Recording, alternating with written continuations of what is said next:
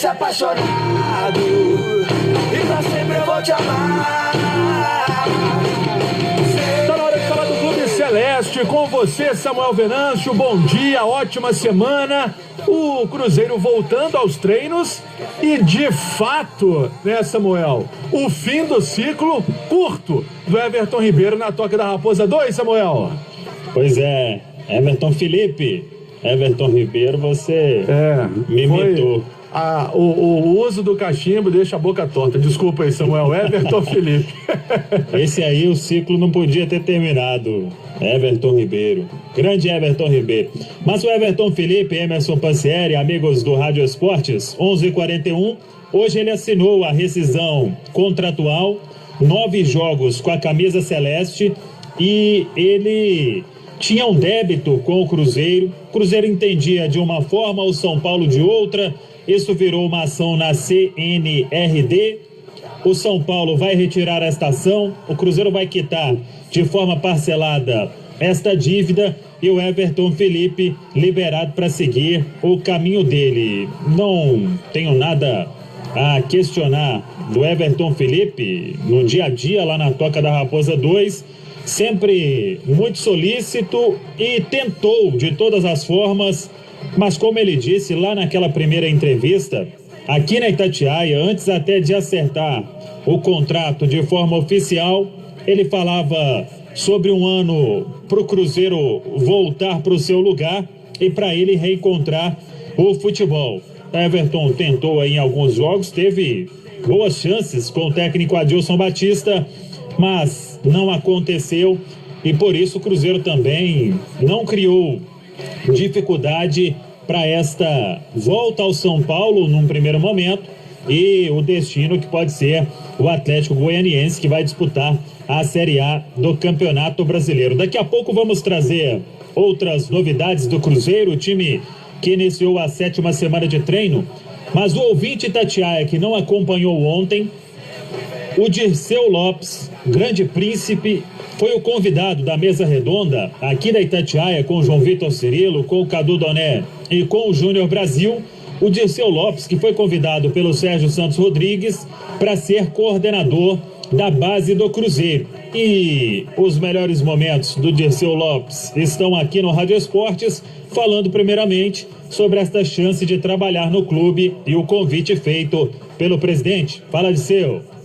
Recebi com muita alegria e pude constatar. Eu estive lá 3 vezes, tive um chamado do presidente do seu escritório, que eu já conhecia, né, Sérgio Rodrigues. Estive lá no Cruzeiro, lá no Barro Preto, série administrativa, e posteriormente estive na Toca 2. Então eu posso dizer, naturalmente, o torcedor do Cruzeiro está ansioso, esperando aquilo que eu possa dizer a ele, né, de esperança e tudo mais.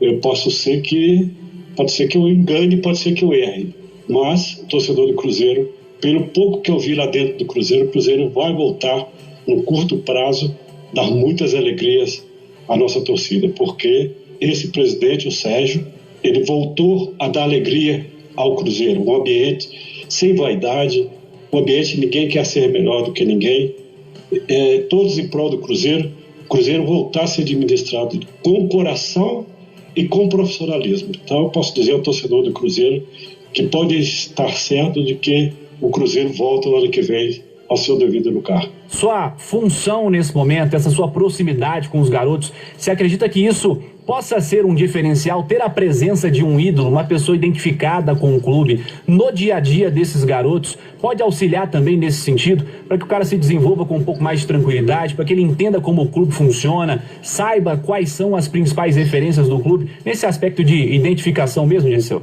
Sim, é o que você disse. A minha função no Cruzeiro é essa, e é por isso que eu aceitei voltar, mesmo porque eu vou poder desenvolver aquilo que eu aprendi no futebol.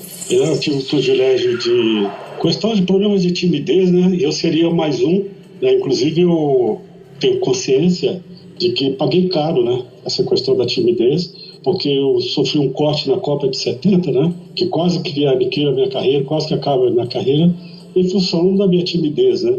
Mas tive o privilégio de conhecer o ex-presidente do Cruzeiro, Dr. Wellington Armanelli, um psicólogo, e que gostou de mim, da minha maneira de ser, me convidou, e aí eu fui fazer um trabalho com ele, e posteriormente, né, esse trabalho foi muito importante na minha vida, me ajudou muito como jogador de futebol, como ser humano. Então tá aí, né, e posteriormente eu tive a felicidade também de conhecer logosofia, que foi também muito importante na minha vida, não só como jogador de futebol, né, mas como ser humano, como comportamento e tudo mais. Então é essa a minha função, é voltar no Cruzeiro, mesmo porque eu, assim como tive meus ídolos, né, tenho meus ídolos, tive. Então o garoto, ainda mais hoje com essa tecnologia, né, com essa evolução da mídia e tudo mais, ele sabe de cor e salteado toda a minha vida. Então aí é um respeito, né, muito grande, e aí a minha satisfação, a minha alegria de receber esse convite do nosso presidente, né, Sérgio, e poder desempenhar essa função, né? Será muito importante, é como você disse, já vi na minha carreira jogadores, futuros craques que não chegaram, e aqueles jogadores tecnicamente, né, limitados, e chegar lá. Então é muito importante, eu quero crer, que não só no Cruzeiro, né, mas a todos os clubes de futebol, é importante ter jogadores na sua categoria de base. Qual que é o desafio que você vai ter e o tamanho desse desafio para atuar também nesta função de um melhor aproveitamento da base do Cruzeiro, Dirceu? Olha, Samuca, aqueles que gostam de futebol, né, você que estão aí no dia a dia de futebol, que eu vou falar, não estou criando fato nenhum, mas se pegarmos aí a história do futebol brasileiro, não vou dizer mundial, mas a história do futebol brasileiro, né, posso citar aí o Cruzeiro nosso, né, Cruzeiro de Tostão e de Dirceu Lopes, o Flamengo de Zico, o Santos de Pelé, o Palmeiras de Ademir da Guia, e aí por aí vai, né? Os grandes times que tiveram esses times foram categoria de base, né? Então, é o fato de que o que eu for desempenhar lá na base, penso que é um trabalho muito importante, porque é uma coisa que eu vou fazer que eu vivenciei, né? Então não vou criar fato novo nenhum. Igual, por exemplo, a primeira vez que eu joguei no time de cima do Cruzeiro, com 17 anos, na época era um menino, porque, né, naquela época, lá com 16, 17 anos, eu não sabia nem andar em Belo Horizonte. Hoje não, né? Hoje são outros tempos, né? Hoje o garoto com 13, 14 anos já se fala que é um adulto e aí vai. Mas quando eu fui lançado no Cruzeiro, não tinha feito 17 anos, estava com 16 anos ainda, pelo Martim Francisco, que é um dos maiores treinadores da história do futebol brasileiro, né?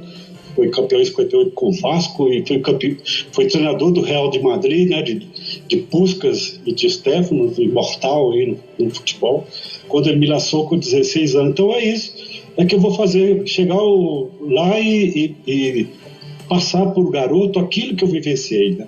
Porque eu penso é muito importante dar segurança para o jovem, né, de sair de uma base e para o time de cima e chegar já pronto, né? Para chegar e tirar aquele frio na barriga, a boca seca, tirar isso aí para chegar e como gente grande, né?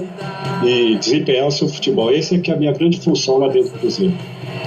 Muito bem, 11h49, toda a sorte do mundo para o Dirceu Lopes. Júnior Brasil, o que você achou das palavras do Dirceu Lopes, o príncipe? Você estava ontem também na mesa redonda aqui na Itatiaia, Brasil. Bom dia. Bom dia, grande abraço, Samuel Pansieri, amigos e amigas. Que papo bom, viu, Samuel? Que papo legal. O nosso Dirceu Lopes, um ídolo, um cara de uma importância incrível, um dos maiores da história do futebol brasileiro, um injustiçado pela seleção de 70, um cara que jogou muita bola, não é à toa que foi chamado de príncipe, e falando com muita desenvoltura, muito bem. Gostei muito da fala do Dirceu, com a humildade que lhe é peculiar, falando que tem que ouvir muito, falando da importância dos jovens, de que vai ver o que pode ser implantado, avaliar. Gostei muito, uma fala muito boa, do jeito que ele colocou as coisas, ele pode somar muito. E é importante, viu, Pansieri, a história, a memória, dá valor àqueles que podem somar, e ele pode sim, uma das coisas que me marcou muito e que a gente colocou, uma referência de passar para essa garotada que às vezes se perde tão fácil. É o brinco, é o carro, é a balada, é o auê, esquece de jogar bola. A conduta, o exemplo, porque ele fala, eu não me deslumbrei.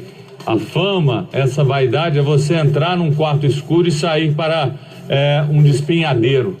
E ele foi um exemplo de um cara muito correto. Então ele tem muito sim a oferecer à garotada, não só por ensinar, por ter uma história, como também passar o exemplo. E um exemplo, ele não precisou ser arrogante para ser sucesso como ele foi, PSL. 11h51, estamos com Samuel Venâncio ao vivo, noticiário do Cruzeiro. Júnior Brasil, a questão do DNA do cruzeirense, de ter passado por tudo isso que você falou, vivenciou tudo no Cruzeiro, de alguma maneira, não só para a base, vamos colocar não só para a base, mas para os próprios jogadores profissionais que estão lá com essa missão importante diante de uma Série B exposta.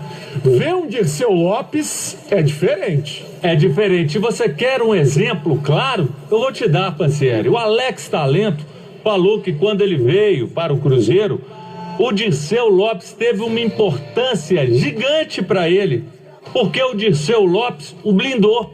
E blindou em que sentido? O Alex não tinha que voltar e marcar. O Alex era um cara muito técnico, tinha que jogar solto, tinha que ser o cara do time. E o Dirceu Lopes o bancou, o blindou, falando aqui, gente, o Alex precisa disso. Não dá para sacrificar o talento do Alex. Outros correm por ele. E o Recife fazia isso. O Recife falava, eu corro, você vai, meu filho. Você faz o que você tem que fazer. Então a gente tem que lembrar, e a sua fala foi importante, porque a gente tem aqui um exemplo claro, citado pelo Dirceu. Ou seja, Samuel, ele pode contribuir muito. Pois é, e ficamos na torcida por isso. Você disse aí Recife, Maldonado e o Wendel também. Também. Eu falo Recife porque é de todos ali, Samuel. Ele tecnicamente é o que tinha mais limitações. E ele entendeu e segurou a onda. Aí quando você fala o Maldonado, o Wendel, são jogadores mais técnicos que conseguiam fazer isso e aparecer à frente com qualidade. Era o losango do professor Lucha. Muito bem, 11h53, sétima semana iniciada na Toca. Jogadores do Cruzeiro com o técnico Anderson Moreira. O Anderson que espera por reforços. Eu conversei ontem à noite com o Anderson Barros, diretor de futebol do Palmeiras. A negociação com o Vitor Luiz, ela segue parada. Vamos ver se avança nos próximos dias. O salário do jogador na CLT, na carteira, é até dentro do teto, mas ele recebe uma parte em imagem. Então o Palmeiras precisaria dar uma ajuda, assim como ajuda com o Jean e com o Angulo, um empréstimo sem custos, e o Clube Paulista tem outros interessados no futebol do Vitor Luiz. Vamos ver se isso avança. Daniel Guedes é o lateral direito da preferência do Anderson, mas também tem a questão do doping na FIFA, ainda sem data marcada para o julgamento. E o Claudinho, da Ferroviária, meia, 19 anos, é um jogador que tem tudo para reforçar o Cruzeiro, mas precisam ainda as partes acertar detalhes importantes, incluindo, claro, a parte que vai ser paga à vista. Para fechar esta primeira parte, muita gente pedindo para o Cruzeiro liberar doação naquela plataforma da MIP, a Operação FIFA, que vem do exterior. Eu conversei com o Edinho Potts, que é o vice-presidente administrativo do Cruzeiro. Ele me disse que é um processo que eles estão olhando, mas não é simples, por causa de exterior, aí tem tributação, enfim, é uma situação que o Cruzeiro está estudando, mas não é fácil de ser resolvida. Quase 300 mil arrecadados. Emerson Pansieri, a Operação FIFA segue nos próximos dias. Daqui a pouco eu volto. Volta sim, Samuel, na reta final do Rádio Esporte. Se tem recado...